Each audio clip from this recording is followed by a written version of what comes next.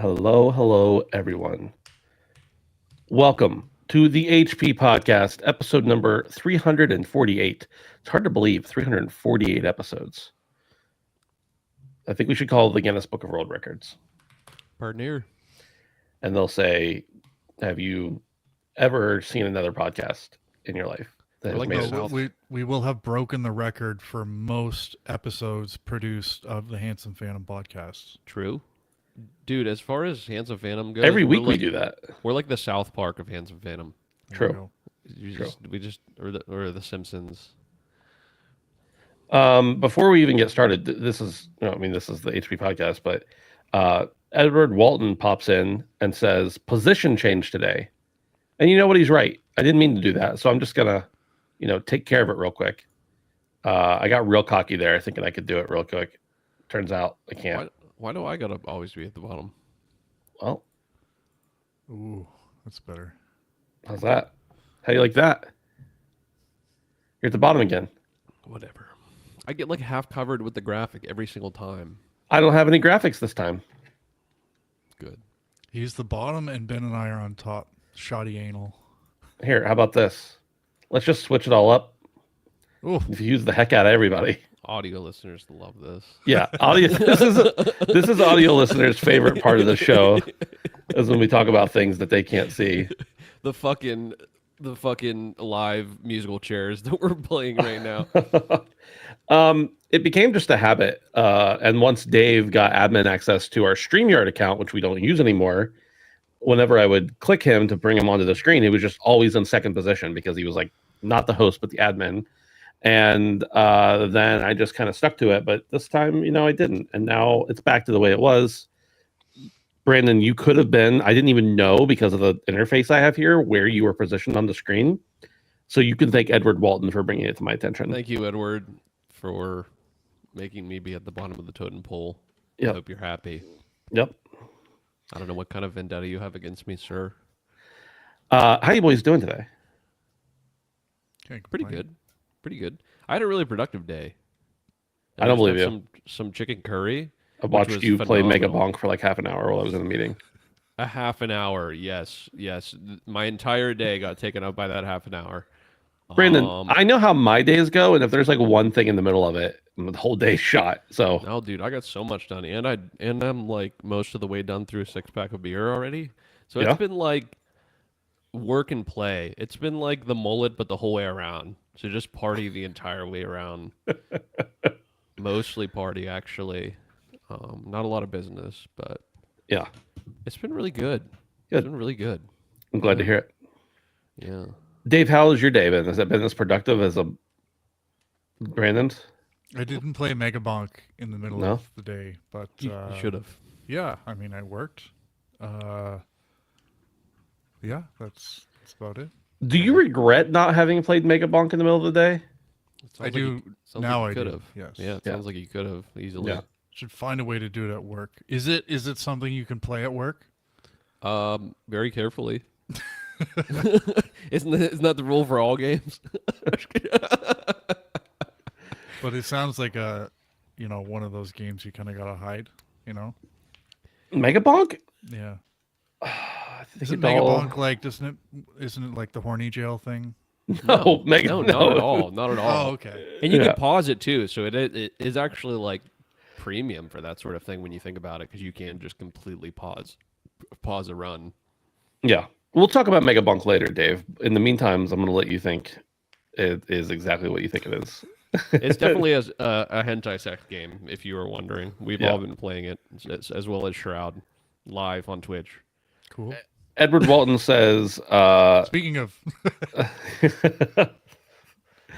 Edward Walton says, here's a $5 for putting Brandon on the bottom again. Legendary, bro. I don't know if that's a $5 for an apology that he put you on the bottom or a thank you for putting you on the bottom. I think it's a thank you, but the fact that he just gave $5, I'm going to praise it regardless. Yeah, definitely. But I'll forget quickly and be angry. That's fair. I agree with that. Dave, how's your day other than Well, you already answered that. I was going to ask other than work, but that's probably your whole day if you're anything like most. Can I tell you about my weekend? Can we go back a couple days? Is that okay? I think I would just prefer not to hear from you anymore.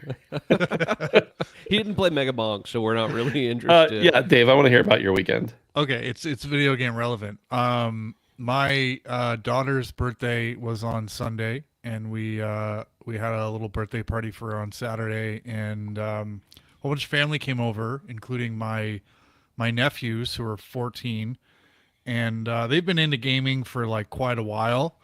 But I kind of had a proud moment because like everybody was upstairs, and we didn't send them downstairs. We said, if you guys want to go downstairs, which is here, like you can.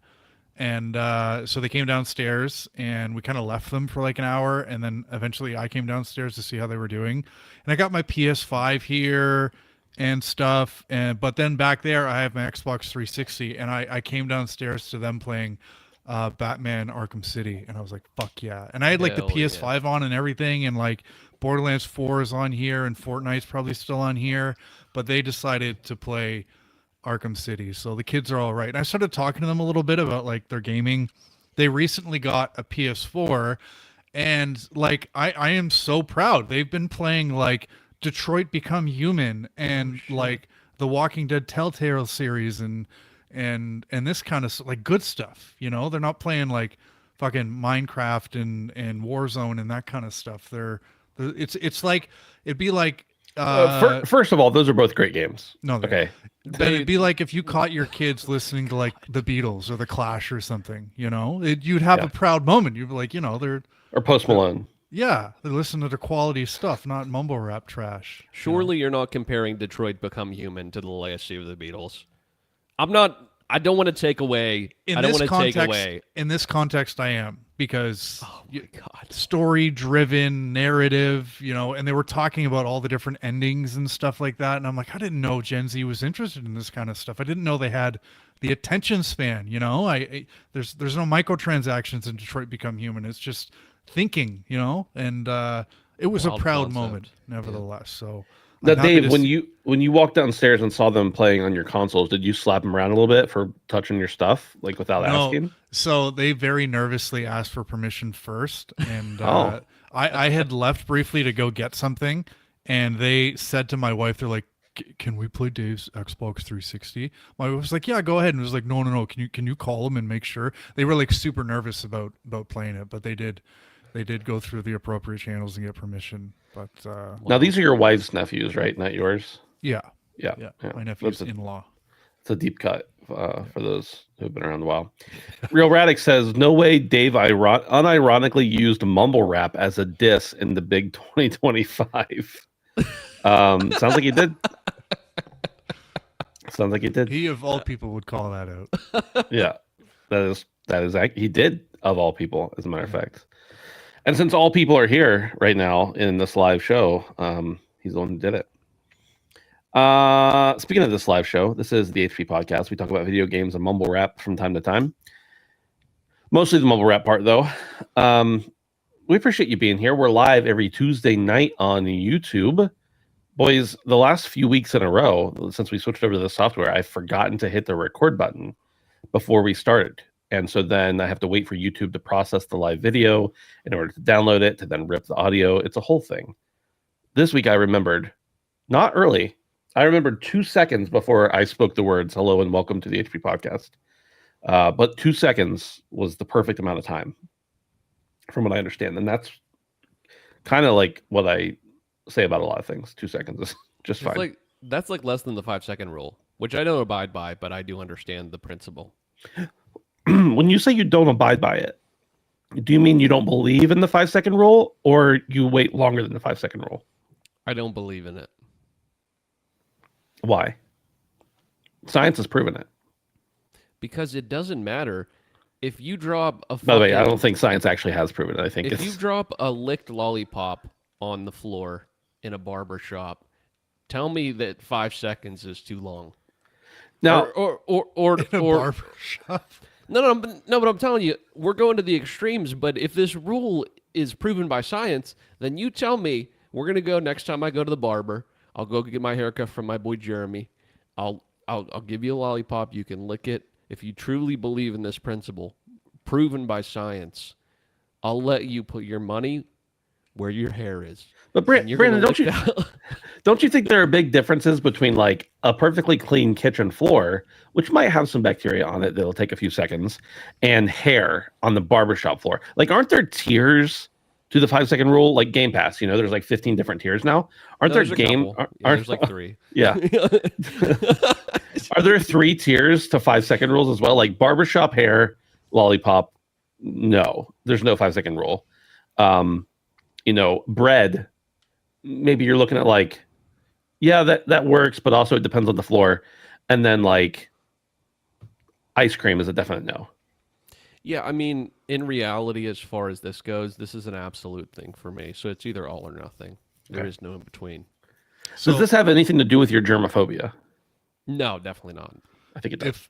It only applies to the floor, right? So if the thing we're talking about is like in a garbage can, like sitting on top, what's the time limit there? I would say there is no...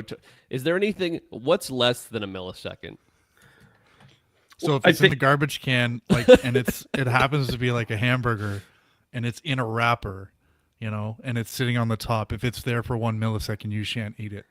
Well, Dave, I think there's also different tiers to garbage can food. None of it's good. Let me start out with that. Like, all of it's bad. But like a garbage can in your own home with a fresh, empty bag in it is one tier. Then you go to the tier of like, at a friend's house or a hotel in which you've been the only person to use the garbage can. And then there's like a public street in Boston.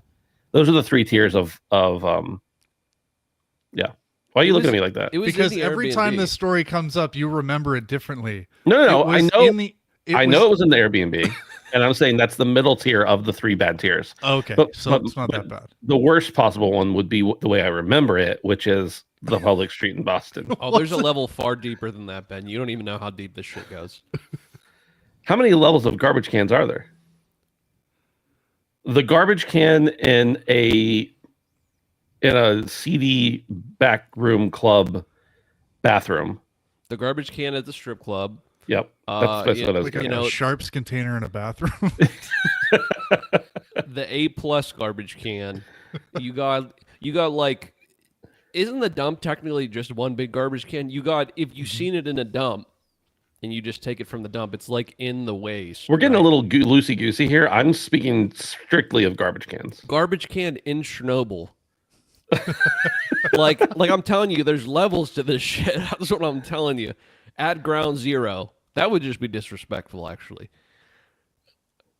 There's levels to this, Ben. That's all I'm saying.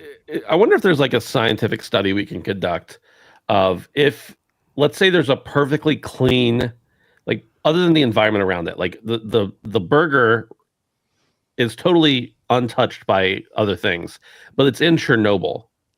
You're already in Chernobyl. Are you going to consume more radiation by eating that burger than you would if you just were there? That's outside of the like known factors that we're accounting for, though. You're taking data that's insignificant. There's a science experiment. So you're in a radiation I can share some data with you too. Okay. I can say objectively that garbage can burgers are pretty damn good. Anecdotally, David can say that. Now, Dave, you're talking strictly about taste here. What about the effects it has on your body? Because as I recall, that week, your body did some weird things. No, it was fine. We were indulged in all kind of things that week, so it didn't. I think there were outside factors that were enabling. I saw Dave almost kill a crowd of people accidentally. Mixed results. Mixed results. They shouldn't have been standing there. That's true. If you've stuck around this long, I don't know what's wrong with you, but you'd probably want to support us on Patreon over at patreon.com/handsomephantom, where you can hang out with. Well, you're not really hanging out on Patreon. I guess some people do that, but like it's a weird thing to do. But you can go give us money if you want. As little as $1 a month. You get ad-free early access to the show, which, by the way, the show will be on time on the audio feeds this week, unlike previous weeks, as I mentioned before. Or you can go hang out on our Discord at handsomephantom.com/Discord and talk about all sorts of stuff. Today was crazy in there. I popped in and I was like, what happened? Like, there was so much. And I think it was like 2 or 3 people discussing something the whole day, which is fine. I love that. But it threw me for a loop. I did not read it all. I'm going to be honest with you. I didn't have time. Was it good? Was the conversation in the Discord good today? It's always irrelevant, you know. It was relevant? Yeah, to the news stories of the day. I don't even need it to be relevant to be good, as long as everybody's having a good time. Mm-hmm. You know? Mm-hmm. Ben's all about the vibes. Yep. Let's hop into some news. Again, I did not have time to prepare the things on the screen, so get over it. Avalanche Studios. Dave's headline for this is a concerning update from Avalanche. The train's coming. Here it is. Go ahead, take it away, Ben.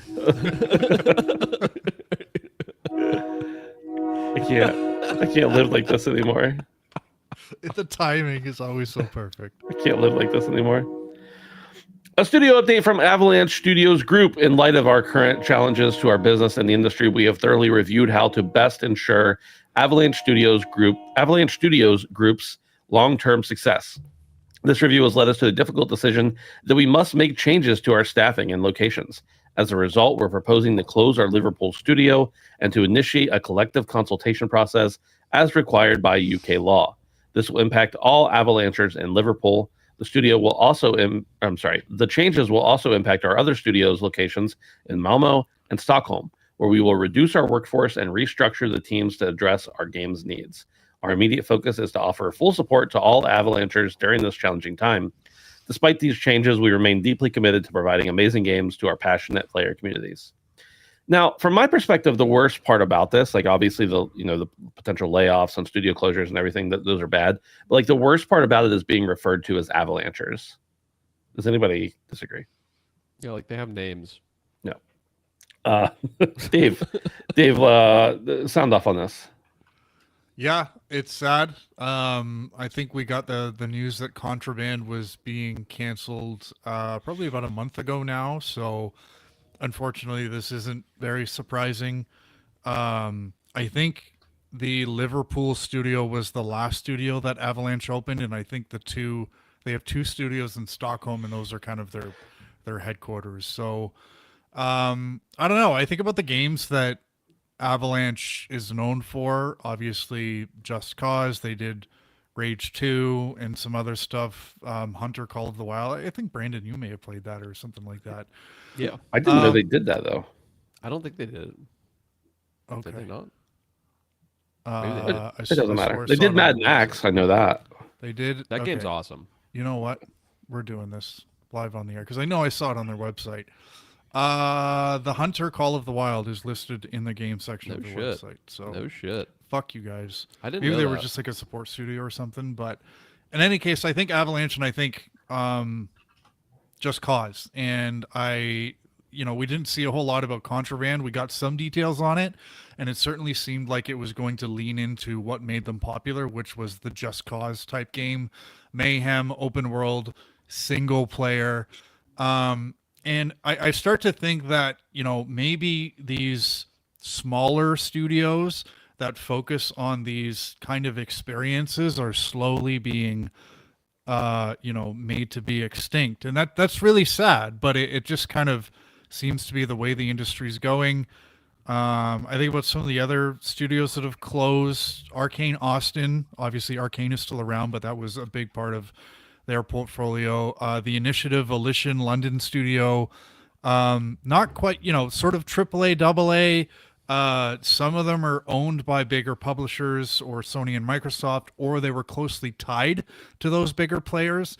And, I think Microsoft had been funding Contraband in some way. So, when you have, your publisher pulls those resources from you and then you start closing studios, it means that, you're probably a little bit frail, and that's not a good thing to see. So, the big guys are always going to be around, but it sucks that we're seeing so many of these like smaller AAAs, I guess I'll call them, start to fade away because they make really good games. They make the kind of games that I grew up on, and I feel like we're just going to start to see less and less of them. So, just to be clear, Avalanche is not closed. One of their studios is closed, and it sounds like the other two are scaling back a bit. But considering their biggest project has already been canceled, this really doesn't bode well. So it's sad to see. I hope we don't see too much more of this, but it just kind of seems to be an ongoing trend in the industry right now. So rip Avalanche, Liverpool. Brandon, anything to add there? Yeah, no, I mean, I just want to reiterate, from some of their past titles, Mad Max, I feel like out of their catalog was incredibly underrated. I don't know if you guys played that game, but I feel like that was a winner through and through. Like, I feel like that was brushed over by most people, but is an incredibly solid, fantastic experience in the PS4 generation. Famously launched the same day as Metal Gear Solid, I believe. Really? Yeah. Okay. Yeah, that's the standout for me, and obviously Just Cause. I know Just Cause 3 made a bit of a splash as well, even with me personally and my family. My dad was a huge fan of that game. So I would imagine the way forward is going to be slow going. I would love to see them kind of branch off and do a Just Cause 4. Clearly, there was a lot of problems with Contraband, but who knows how slow going that sort of process will be moving forward with the GIMP team, if at all. I'd love to think that they've already started something for a game that wasn't Contraband, but the very realistic possibility is that they had the entire team on this project that was set to be released, and now they gotta kind of start from the ground up. So really bad for Avalanche. Hate to see it. This is only partially related to this because Avalanche worked on it, but after the first time I saw the name Just Cause, it took me like 5 years to understand the double entendre in there. Like it was revelation. Just because? Well, there's just because and a just cause. And he is fighting a just cause in that game. Yeah, like I literally just figured that out. Holy shit. You're welcome. On my own without, I just... Nobody even... I literally just thought about that. It's like he's fighting a just cause. Wow, Brandon, that's really insightful of you. Did you know that Avalanche made Hunter Call of the Wild? No way. Believe it or not, right up there with Mad Max. Right up there with... Hate to see it. UK is in shambles. The UK is in shambles right now because of this. Bottle of water. That's what was that? What was that, Dave? I said I hate it here. Hunter Call of the Wild, famously developed by Avalanche Studios, was set in Canada. Alberta. No shit. It's actually set a lot of places. It's set a lot of places, yeah. Mostly Alberta. You can tell the people who did play it and the people who didn't play it. Yeah, fake Avalanche fan. I think they did. Oh my gosh, they did it on the Avalanche engine, if I'm not mistaken. That's but I didn't realize why. that they had anything to do with the game or publishing it or anything. So that game's like an unoptimized mess, but I liked it. I think it's great. And then I think the angler one, the fishing one, Call of the Angler. Oh yeah, I think people really like that one too, but it was less appealing to me because there were no guns. Yeah, I do like. I'm an American. Things. I do like shooting things. Yeah. Okay, I didn't mean to get derailed on the fact that people are losing their jobs, but you had a bit of an avalanche and had a bit of an avalanche.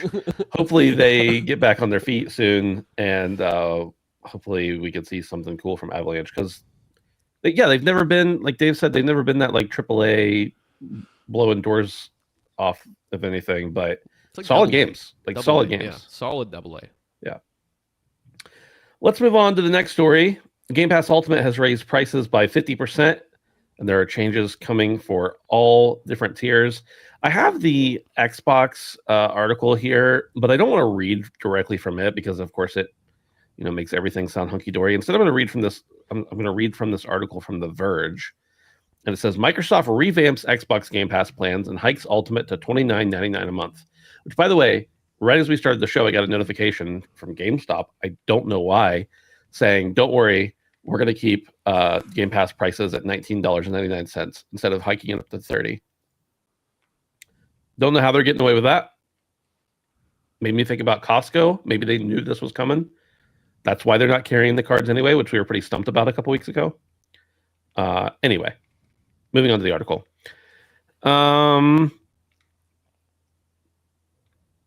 It says Xbox Game Pass Core is being rebranded to Xbox Game Pass Essential, and the standard plan is now Xbox Game Pass Premium. What's new for everyone across all 3 Xbox Game Pass plans is bigger game libraries, including PC games across each of the plans. There is also unlimited cloud gaming, which is new to Essential and Premium subscribers. Xbox Game Pass Ultimate is moving from $19.99 US a month to $29.99 a month, which is a surprising $10 increase. While Microsoft increased the price of Ultimate last year without improving the subscription, it's adding a bunch of improvements this time around. It will now include more than 400 titles globally, including the majority of our partners who want to continue to bring their future games to Xbox Game Pass. Microsoft is adding 45 games to Ultimate today alone, including Hogwarts Legacy, a variety of Assassin's Creed titles, and many more Ubisoft games. Quote, we're also now giving access to more than 75 day one releases each year. That's a 50% increase over the ones we provided last year. Ubisoft Plus Classics is also now part of the Game Pass Ultimate pack, a perk that provides access to a selection of Ubisoft games. On November 18th, the Fortnite crew will also be a part of Ultimate, which gives subscribers the Fortnite Battle Pass, 1,000 V-Bucks each month and more. With Fortnite crew and Ubisoft Plus Classics, those combined add about $28 a month in value to Ultimate subscribers. Cloud gaming is also coming out of beta and getting a 1440p resolution support and bitrate improvements. And finally, Microsoft is also reworking its rewards program. Ultimate subscribers can now earn up to $100 a year or 100,000 points in the store by just playing games, which, by the way, that's less than it was previous. Premium is going to be priced at $14.99. It's going to have a bigger library. More than 200 games will be available on Xbox and PC. It's also getting unlimited cloud access. It's not getting access to, this is the big one, day one launch titles like Ultimate does. Yikes. And that excludes Call of Duty titles. They will still have Call of Duty titles, but it will not have other day one games from Microsoft. They're adding in League of Legends in-game benefits, so more characters unlocked, Warzone, Rainbow Six Siege, etc., etc. And they'll be able to earn up to $50. And then you have Xbox Game Pass Essential. It'll still be priced at $10 a month, just like the core subscription was. It'll have 50 titles in the library instead of 25. And again, it's accessible through PC or console. They'll also be able to stream games that they own already, as well as access in-game benefits from Riot and earn up to $25 a year. PC, this is the last piece. PC is moving from $11.99 to $16.49, which is a 40% increase. But there's really no changes happening to the service. They're not getting Ubisoft Plus Classics, but they will be getting about 50 additional Ubisoft titles across PC Game Pass, and it will continue to get day one titles. Boys, this is not really a surprise, but it is a big hit for a lot of people. Moving from $20 to $30 US is a giant leap, especially they are adding more games, but when you add in things like Fortnite Crew, which many people care about, but many people don't, and you add in things like the Ubisoft games, which again, many do, many don't. PC seems to be the winner in this, although, still losing a little bit by losing $5 a month. Brandon, what do you think about this overall, both on a services offering as well as a overall like industry offering, I guess? Yeah, I mean, honestly, I'm surprised it's taken this long, although it is kind of drastic. I almost wish they would have slowly crept it up to kind of get people used to. I think the optics of raising it by this much, this quickly, is kind of bad. I also think that their efforts to kind of weaken the blow, so to speak, with some things that seem enticing to certain selections of people. Hold on. Derek just made an observation or say the fact in the chat, and I read an article, or I reread the article. He's right. I want to clarify this before you go on. While Game Pass Premium won't get access to day one launch titles. Microsoft is now making a clear commitment to bring new Xbox published games to the subscription tier within a year of their launch. And then it says this excludes Call of Duty titles, but every other Microsoft-owned Xbox game will be available. So what I thought was, well, you won't get all the rest of them, but you'll still get Call of Duty. It's the opposite. You will eventually get all the rest of them. You won't get Call of Duty necessarily. So, sorry, I wanted to factor that in. No, yeah, you're good. It gets worse. But yeah, I don't know. I feel like the messaging has always been very clear from Xbox. Xbox day one. And I feel like now they've done something to kind of fragment that a bit, and kind of paywall that a bit.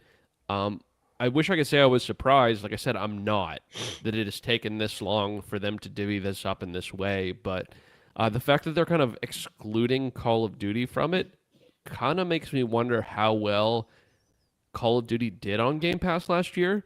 I'm assuming Activision came in and said, hey, we lost a lot of money. That's what I'm assuming happened. It makes me think the opposite. Really? Yeah. Like, we know that people signed up for Game Pass because of this. Let's get more money out of them. You know what? Yeah, that's true. Because I keep forgetting they're the same. They're one and the same now, so they're really not... I think this is bad overall. You know, I mean, obviously a price increase sucks either way, but I think that it's kind of... A lot of people with less money rely on services like this to be able to play a bunch of games. And one of the big selling points for Xbox was Xbox Day One on all tiers of Game Pass. And I feel like going back on that is going to kind of muddy the messaging. And I feel like it will confuse people moving forward. Like, I feel like most people will not understand that this is happening unless they have Twitter and they've looked at IGN. You know, this is not going to be reported on anything that a normal person is going to be looking at. So I feel like it's kind of shitty. It's kind of shitty, truly. But I'm surprised it's taken this long. Davey, what are your thoughts? I always wonder the thought process that goes into these price hikes, and this has been the year of the price hikes, so we've had a lot of time to reflect on these things. But I think they have to kind of analyze what the tolerance is for the market to sustain a price hike like this.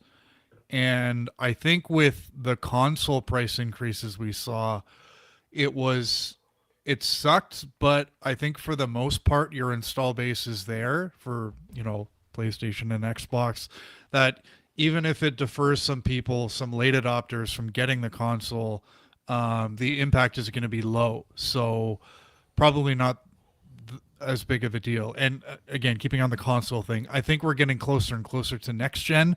And I think next gen hardware prices are going to be a lot higher. So I think part of the strategy here is conditioning people for those 1,000 plus price tags that we're inevitably going to see on next gen consoles. But that's hardware. For services, I'm not so convinced that the market can kind of sustain this kind of increase. And I'm really only looking at Ultimate because I think the way that this is modeled, like Microsoft wants you to have Ultimate. And you talk about timing, Call of Duty is coming later this month or next month. So they want to get this out of the way before their big spike happens, which is in November. So I don't really know that this is going to go over super well. I think Game Pass's stock has really started to drop over the last couple of years, and I don't know. I think the competing services are getting better and better. I think PC has still kind of excelled, and I'm talking about Steam, when it comes to providing a really good, accessible way to game if you can afford, a mid to high range PC. Not speaking from experience there. But I just kind of think this is a bit of a misstep, and the timing isn't good.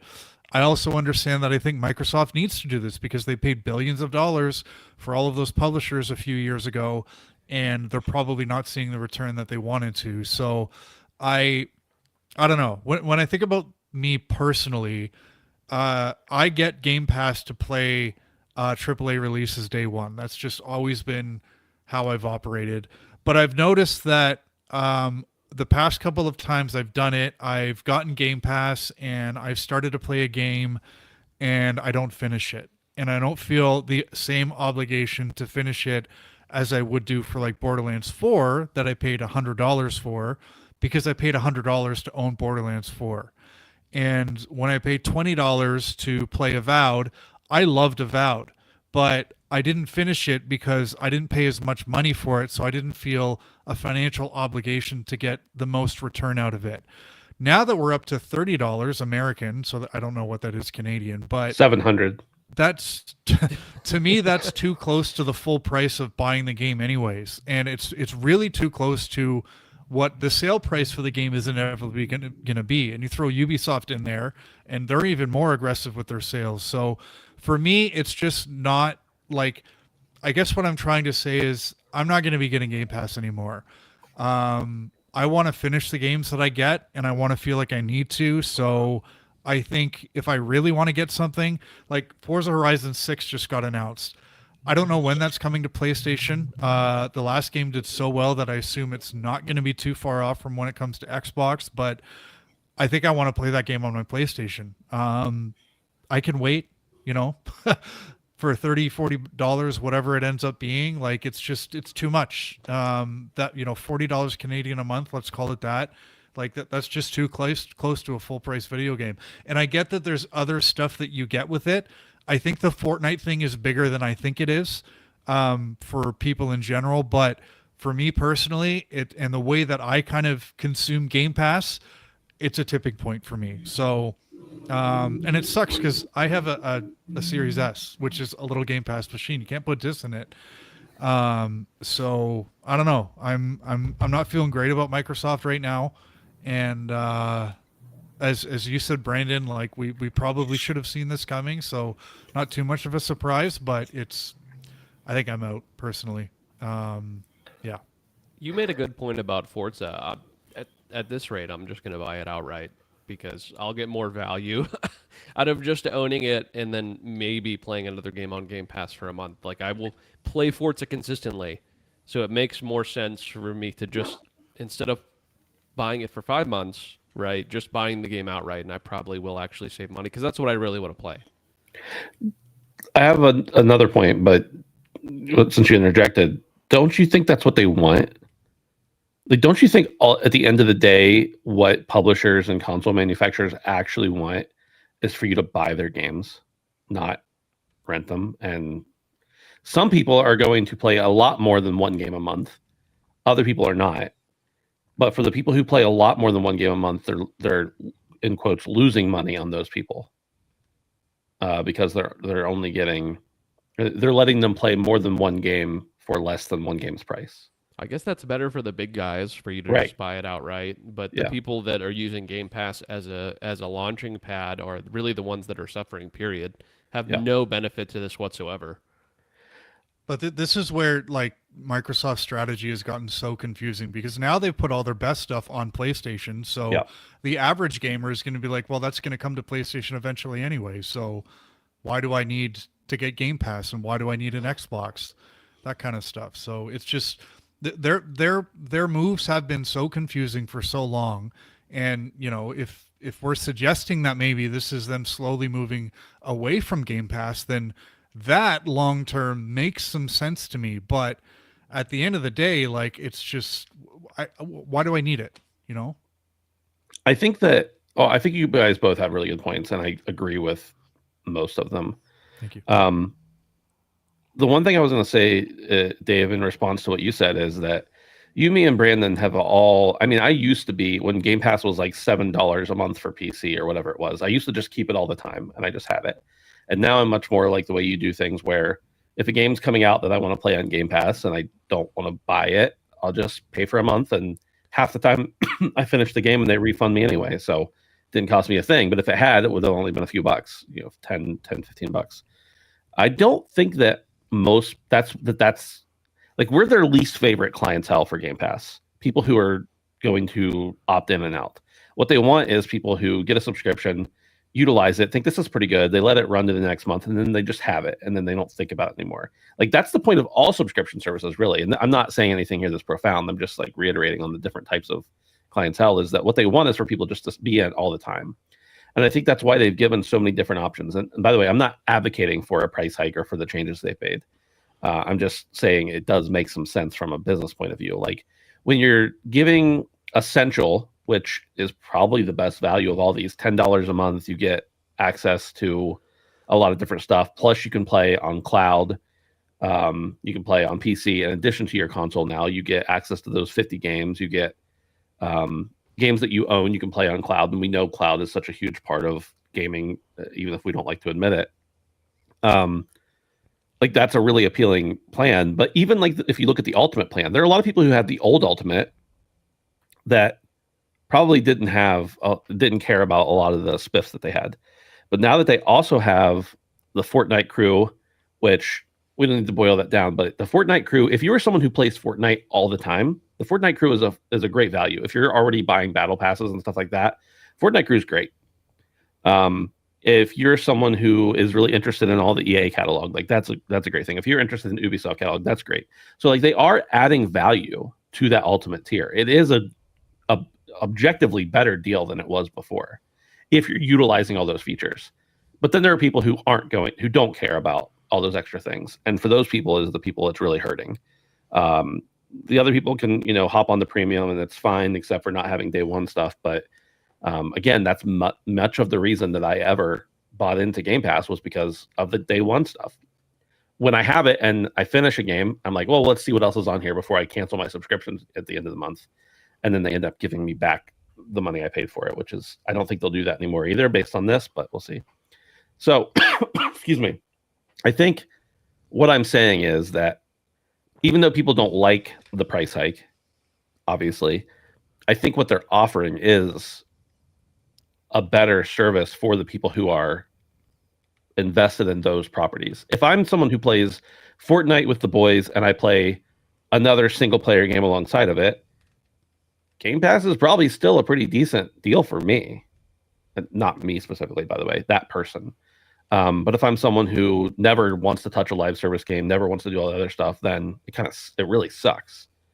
All this to say that PC Game Pass, PC Chads stay winning. You pay a little more, still getting all the stuff for $15 or whatever it is. Ben winning.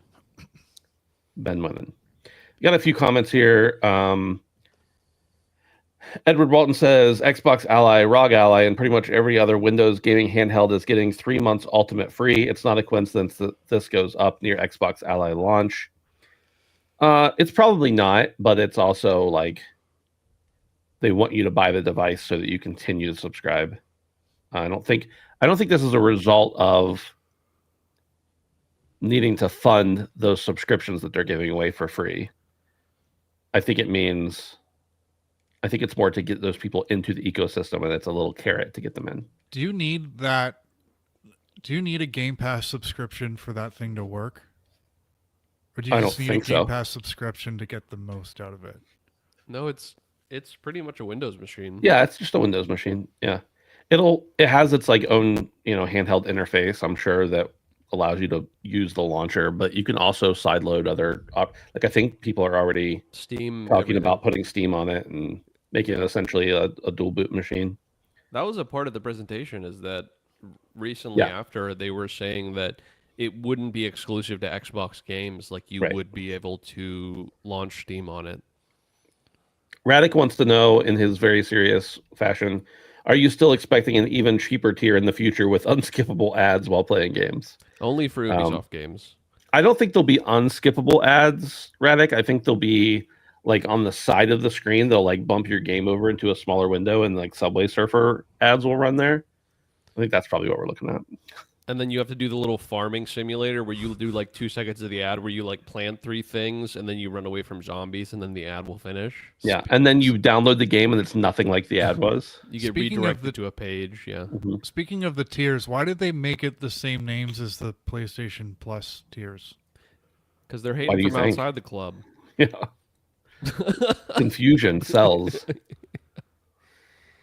Ed Cassie says PC day one still getting COD means I'm winning. PC Game Pass still gets day one games. I think Ed and Edward were having two separate conversations, and Edwin thought that Edward was responding to him when he said, "No, you don't." He meant about Game Pass.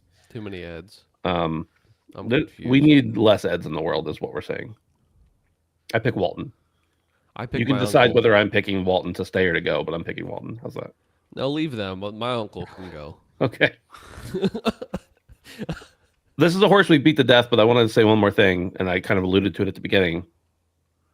If retailers got any kind of indication this was coming as well, and they were mostly only selling, they knew they were mostly only selling Xboxes because of Game Pass, or that they were mostly selling Series S's, or sales were slow already. It doesn't surprise me that Costco was like, not only do we not want your consoles, they're taking up too much real estate, but we don't even want those little flimsy cards that take up nothing, because we're going to sell even less of them now.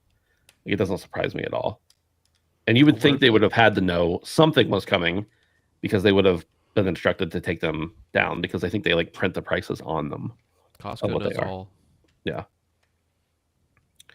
Anything else on this, guys? With all this said, I think I have a year's worth of codes in a doc that I can use for Game Pass whenever I'm ready, whenever I want to sign up and stuff. So Xbots are in shambles. It's a rough time, for real. Unless you're on PC, and then and then it's gravy all the time. All the time, baby. Mobile gaming is good.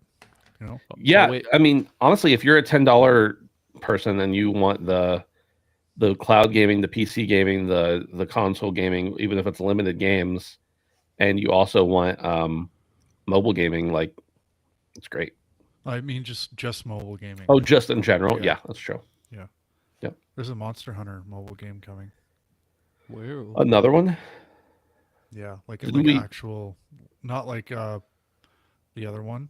It's like a. You should try mobile gaming, Brandon. You're gonna need a back. I might need a backbone. Shit. Okay, moving on to the next one. EA has been acquired. That's it. That's the whole story. Oh Lord. EA announces agreement to be acquired by PIF, Silver Lake, and Affinity Partners for $55 billion. I'm not going to read this whole press release, but essentially EA has been acquired. It's a pretty big deal, I think. Is this larger than... No, this is not larger than the Bethesda deal. Second largest. I have those numbers ready if you'd like to hear them. Go ahead, Dave. I think it is larger than the Bethesda deal, but not bigger than the Activision deal. Is that right? Activision Blizzard, $75.4 billion. ZeniMax, I thought it was 68. Bethesda, $7.5 billion. Mojang in 2014, $2.5 billion, and Bungie to Sony, $3.6 billion. Now that number that they quote in the article, I don't know if that's I think that was the value based on the share price and the number of prices out in the wild. So, but $55 billion. It's interesting. Yeah, that's a lot. I think I also saw. No, let me find the thread here. If I can. EA apparently with this also has to take on $20 billion in debt because of the private credit. The synopsis here is from Bloomberg. The $55 billion take private of Electronic Arts is the biggest leverage buyout of all time. Before this, it was JP Morgan Chase, $20 billion of financing. JP Morgan made the commitment through its leveraged finance arm. The deal is a welcome development for the broader private equity industry. Long story short, EA is going to have to take on extra debt for some reason that I don't understand or have time to read about here. But yeah, it's going to be a lot that they're going to have to do. Go ahead. I was say you got to get that sale in before the Battlefield 6 numbers start coming in, baby. That's right. Yeah. Crazy. Dave, what do you think this looks like? I'm more worried about what it means for EA, because anytime something like this happens, a company the size of EA is going to start to close studios and fire people, and in-flight projects can be canceled. We've seen this numerous times, and obviously I want Mass Effect to come out. But that game's been shrouded in mystery for a long time, so if it just silently disappears, I'd be very disappointed but not surprised, because as I kind of mentioned in the opening story tonight about Avalanche, like these kind of games are they're high risk, low reward in 2025 and onward. Like, why would you spend 5 or 6 years making a single player narrative driven game when you can churn something out that's full of microtransactions, free to play, early access, blah blah blah blah blah.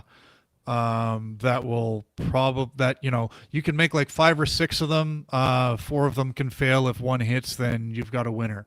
So I think games like Mass Effect definitely get sacrificed in favor for the other slop that I just mentioned. So I don't know. It is what it is. I think this investment firm was the same one that was sniffing around some other big company. I can't remember which one, but the Saudi investment fund. We talked about it. Ubisoft. PIF is the Saudis, dude. It is. Yeah. It's literally the government. It's So it's and I'll think about this objectively. Just because it's Saudi investment firm doesn't mean they're gonna make it EA bad, but it's generally speaking, when this stuff happens, the portfolio is trimmed, and there are things that I want to see the light of day, but it's I'm not going to hold my breath, but it is what it is. The comparisons were interesting, especially Activision Blizzard, $75.4 billion in 2023 compared to this, which is, we're estimating around $55 billion sale. I think that's the closest comparable. When you look at EA's portfolio, you want to compare it to something like Activision Blizzard. We talked about Bungie and ZeniMax. I don't think those are really good comparables, but this is a big deal. And when you look at kind of the stock valuation of EA over the past little while, it's been fairly stable. So this is, this investment firm is definitely looking for this to kind of explode in value, I think, because they did pay quite a lot over market value, but it'll be interesting to see where they kind of take the company. So yeah, I don't know. I'm a little worried about some things, but generally speaking, EA doesn't have a whole lot that I'm looking out for. And Battlefield 6 is coming out like next week, so that's within reaching distance, so that's not at risk. But yeah, I was really going to make a stretch here and put the headline as Saudi EA Arabia, but, that would have been a stretch, but yeah, okay. I like that. Anyways, Brandon, your thoughts? I think the Crown Prince Mohammed bin Salman really enjoyed the Battlefield 6 open beta, and I think that this kind of sparked the interest in the company of EA as a whole. Speaking of which, I think Dragon Age would have been better if the Saudis made it. No, but honestly, as an American, I'm suspicious of anybody who's not me, unless it's Canadian, and then it's close enough that I'm not quite as suspicious. I will turn my back on you, but not for too long. So yeah, I mean, you're right, Dave. I'm hoping this doesn't fuck up the lineage. I'm hoping this doesn't fuck up the IP here. But whenever investment firms start to invest, when money's involved, the best interest of the company is not always the best interest of the people that play the titles of these games. It's a money business. That's the way it goes. And so I'm sure in some way we're going to suffer. IP is going to suffer. I'm hoping the IP that does suffer gets sold to a company that will treat it better. But God, all I really care about from EA is Battlefield at this point anyway. So EA has been kind of like a punching bag for many years, but I think this will change things. Not necessarily for the best, but they continue to be a nefarious being. Saudis involved, it just keeps getting deeper. True. I think that's all I got to say about that. GameSpot says, pour one out for Rock Band 4, which is about to be delisted. If you've held out on buying Rock Band 4 digitally in the past decade, you have less than a week to nab it. The multiplayer party rhythm game from Harmonix will be removed from the PlayStation and Xbox stores this coming Sunday, October 5th. Why did I say October 5? I mean, that's how it's written. But are you Ben? October 5th. Tell me right now if you're not Ben. Say potato. You can't prove it. Almost 10 years. What if I was just like an AI sitting here and reading this news story? Jesus. Almost 10 years to the day after its release. Harmonix producer shared the news of the impending delisting on the official Rock Band Discord server, as spotted by Wario64 on X. According to Wen, the original licenses for the core soundtrack are expiring, though anyone who owns the game digitally can still access it and install it. Boys, end of an era. I mean, again, I don't really know how many people were still buying this game, especially since it's basically impossible to get a hold of the hardware, the plastic hardware that went along with the game that you need to play the game. But Brandon, you and I have had many, many good times playing Rock Band of all shapes and sizes. Of course. Over the years. Yeah, of course. How do you feel? It's going to continue to get more rare, all of this Rock Band stuff. It truly is a shame. It's one of those time and place things. I feel like people that didn't get to experience it really genuinely missed out. And the price tag in order to buy into something like this at this point just keeps getting greater, and this is another step in that direction. So, yeah, very sad. I think that Harmonix had a really good thing going. It's really tough with the landscape of how music works now, and the licensing fees, and just the overall, I don't want to say politics, but almost the way the music industry has kind of treated music and video games and music and media and like all the copyright issues. It's very difficult to sustain this sort of game over a long period of time. So it's kind of surprising to me that it's managed to hold on for so long. But yeah, truly, truly a shame.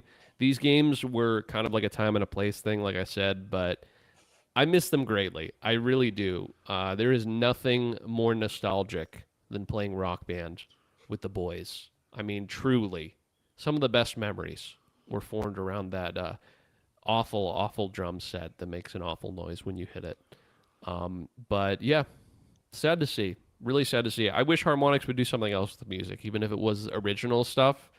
I think of stuff like Tetris Effect, like that other Tetris-like game that has such good music, but it's like what I think is original stuff. Like, I feel like there is room for rhythm games with original music so you can kind of dodge some of the licensing, but also not an easy feat. But what do you mean? What do you mean, Brandon, about Harmonix? Like, they're the ones who do Fortnite I know, Festival. Yeah. but like, is it the same? No, not at all. That's what I'm saying. Is like, it's like a bastardized version of it. Yeah. Truly, in my opinion, and I've tried it. Right. Yeah. I think it's fine, but I would love to see them be able to be outside of the Fortnite X, Roblox type game inside of a game thing, because I feel like they're more talented than that. But Dave, do you have any experience, good or bad, with Rock Band?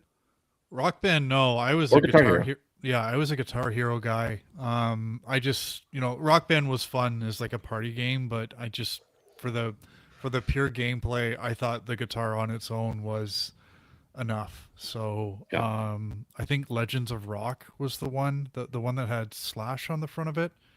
Yeah, that sounds right. Yeah, that one was really cool. And did you guys remember they did like Guitar Hero on tour for the DS? And it had that little thing that plugged into it with the buttons.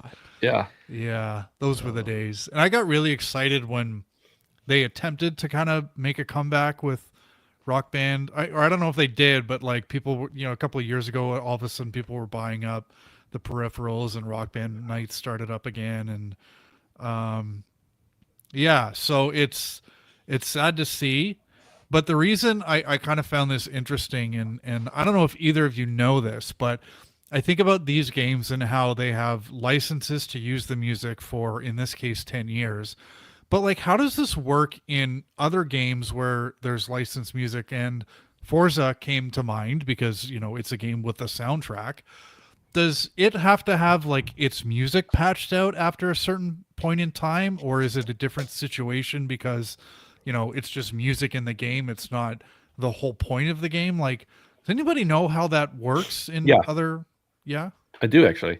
Well, some of those games have been delisted because of their music in the past, but I think that at some point in the last 10 years, a lot of companies started figuring out, oh, anything we make going forward, we're going to have to build the licenses with that in mind, with delisting in mind.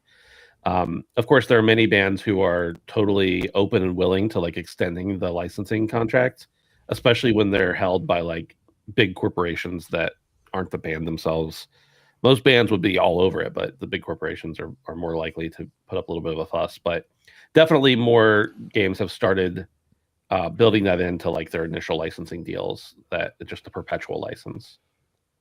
I don't know of any that have patched out music, but I'm sure there are some. Interesting.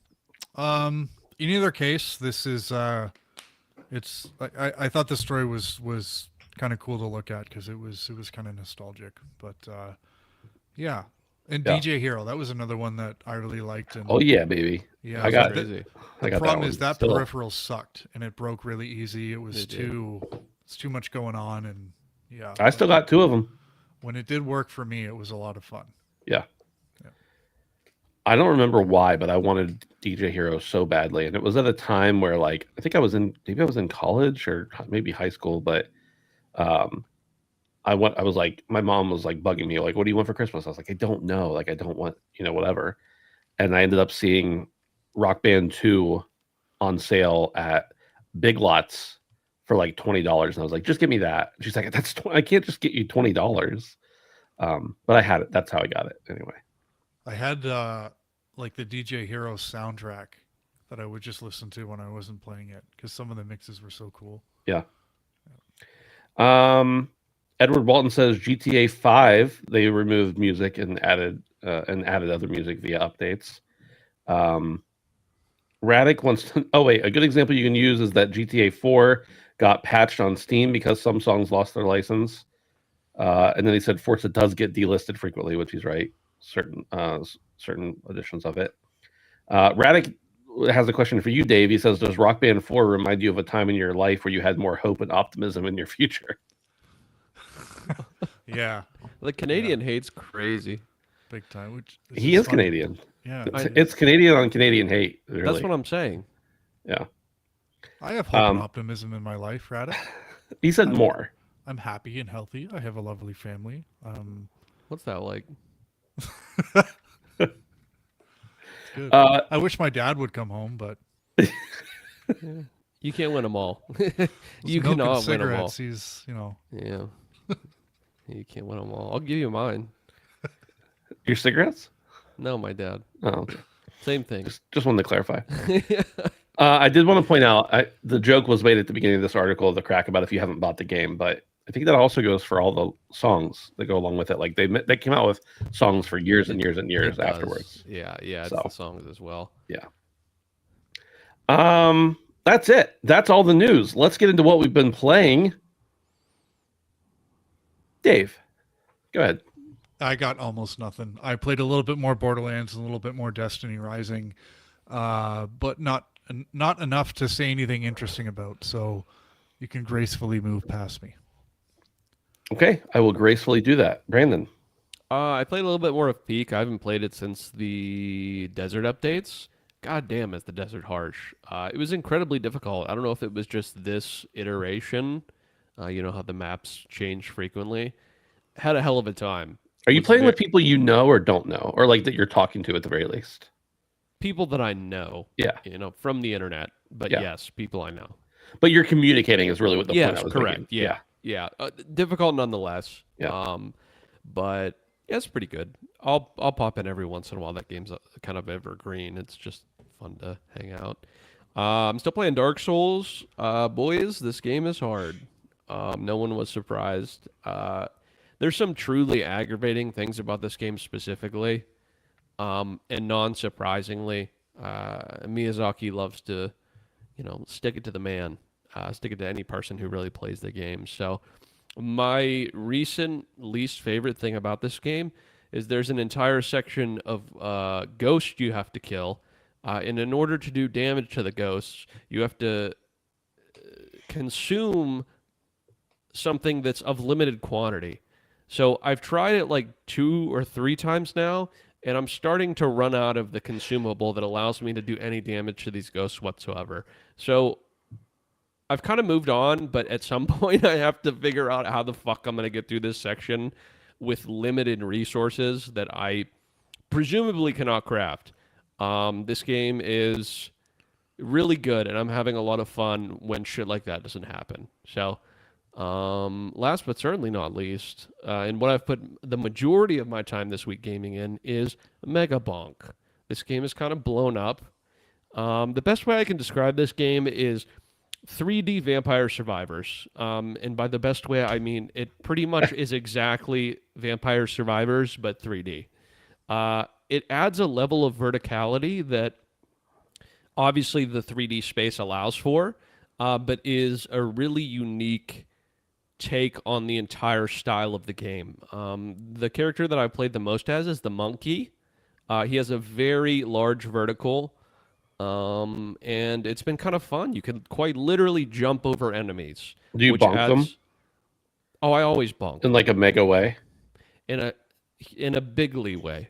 Yeah. But yeah, it's great, man. It's great just to get some runs in. I'll do like insanely good one run. Like at the very end, it's pretty much like it wants you to die. Like there's no way out of it other than dying. And earlier I went like 2 or 3 minutes, something like that, without dying, which was really cool. I'm currently the highest person on my friends list on Steam. I have more kills than anybody by sometimes double, Ben. Definitely double, maybe triple your kills. But I mean, I've played it for like a total of an hour. Okay. Well, I mean, that sounds like a you problem. But, no, it feels good, man. It's really good. It's really simple. There are a couple things that aren't exactly one-to-one to Vampire Survivor, but I cannot stress enough how this game almost seems to rip off bar for bar. And I'm not necessarily saying that in a condescending way, mostly, but it's very, very, very similar to Vampire Survivor in almost every single way, aside from the addition of a couple small features and it being in 3D. But I'm enjoying it very thoroughly. There's also like stuff like, stuff that isn't in Vampire Survivors that's like nominal shit too. Like you can have different skins for the character you like, which is kind of cool, just running around seeing something different. But Ben, I was kind of wondering what you thought about it. I know you said you didn't have quite as much time as the current leader of anybody on their friends list, but what did you think? Yeah, so you told me you had this, and we have like a Steam family since we're related and live in the same household. True. Because You're we my wouldn't brother. break Steam TOS, yeah. No, I would never do that, brother. And so I hopped in and played it, and then I just literally immediately bought it afterwards. And it's so good. It's not only that it's only $8. I mean, $8 is not nothing for sure, but it's only $8, and I was like, yeah, this is a game that I could see myself hopping into for years to come. Maybe only once or twice a week or month or whatever, but like it's $8. But I love it. You described it very perfectly. It's a lot of fun. It's really cool. Also, like you do have an end goal. That is the one big difference between this and Vampire Survivors. In Vampire Survivors, you just kind of last until the end. Maybe you pick up some stuff along the way. You're fighting different bosses, whatever. But in this game, like what's that? I didn't hear what you said. No, go ahead. In this game, so far in my experience, you're like trying to find a boss portal and then beat that boss, and then of course you can still have the rest of the time for the run before the swarm comes and kills you. But it's like entirely Zoomer brain. This game, like it's very, in my opinion, Zoomer leading. Not only in the viral nature and the way it blew up, but also in like some of the text that's in there, like a lot of Giga phrases. Chad is a character. Yeah, Giga Chad is literally a character in this game with no exaggeration. Although, is Giga Chad a Zoomer thing, or is that more a millennial thing? Giga Chad was like the interim. Yeah, that's true. It transcends. It transcends for sure. Also, Giga Chad's power is called Aura. Yeah. I mean, come on. Right. but yeah, it's a little bit coded in that way, but that's okay because it's still fun. So yeah, I'm enjoying it. I haven't had a ton of time to play it. I probably did play a little more than an hour, but the point being that Brandon will not defeat me ultimately. That's the whole point I'm trying to make. I have maybe like 7.5Ks in one run. Yeah. See what you could do, buddy. All right. I keep peeping that leaderboard, waiting for somebody to get anywhere close. Yeah. Well, some of us have jobs, so.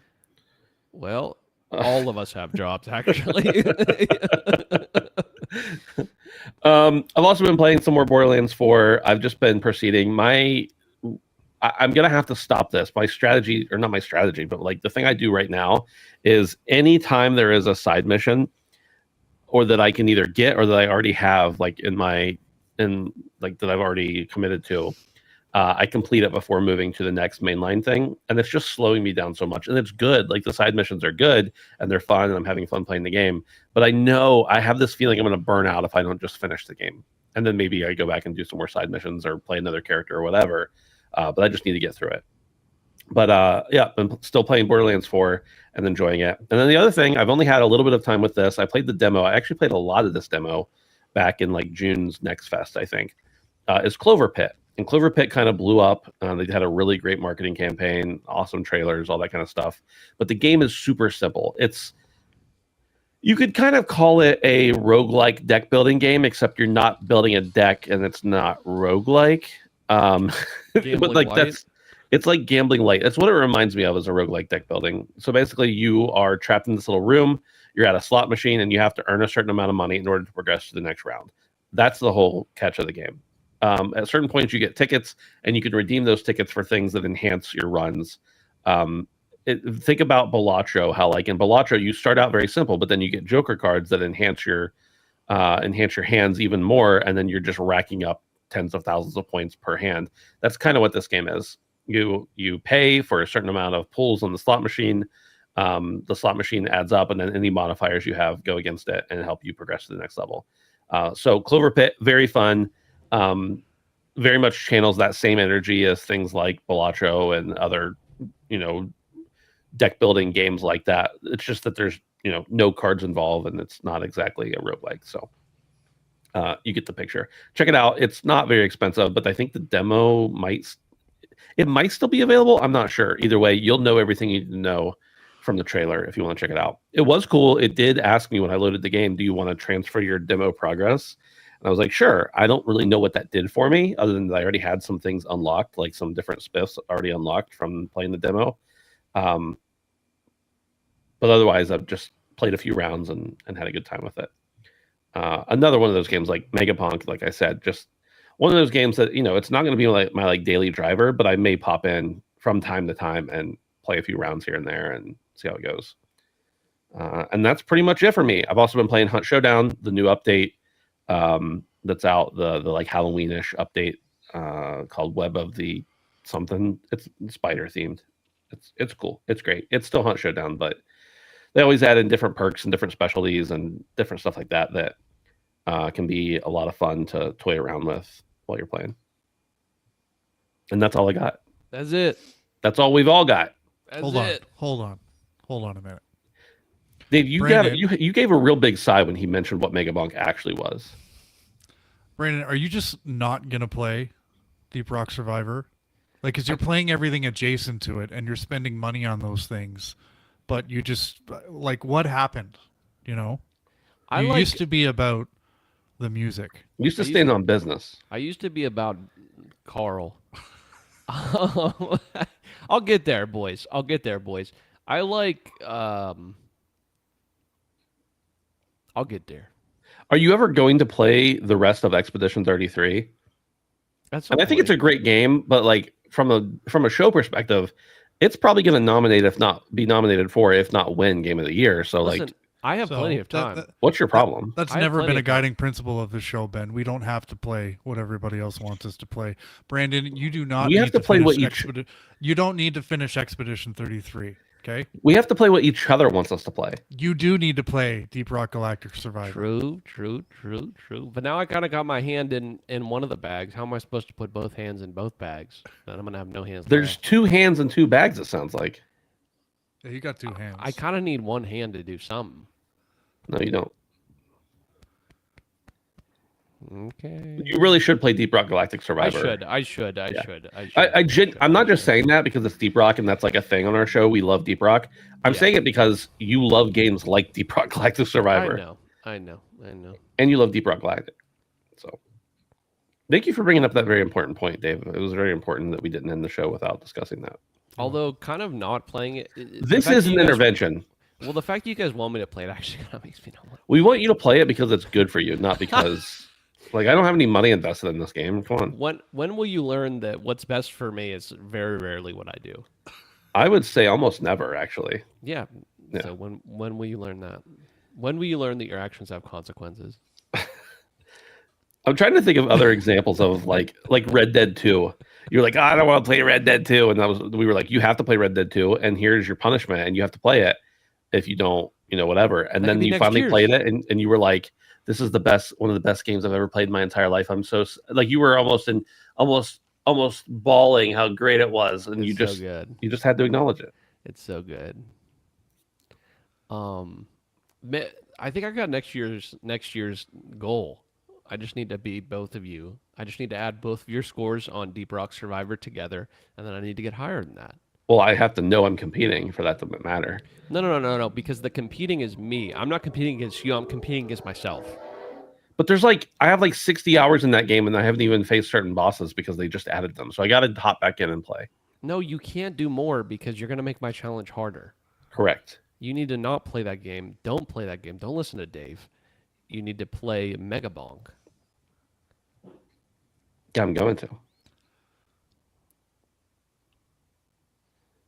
Thanks everybody for hanging out. We appreciate it. We'll see. Yeah, we'll see.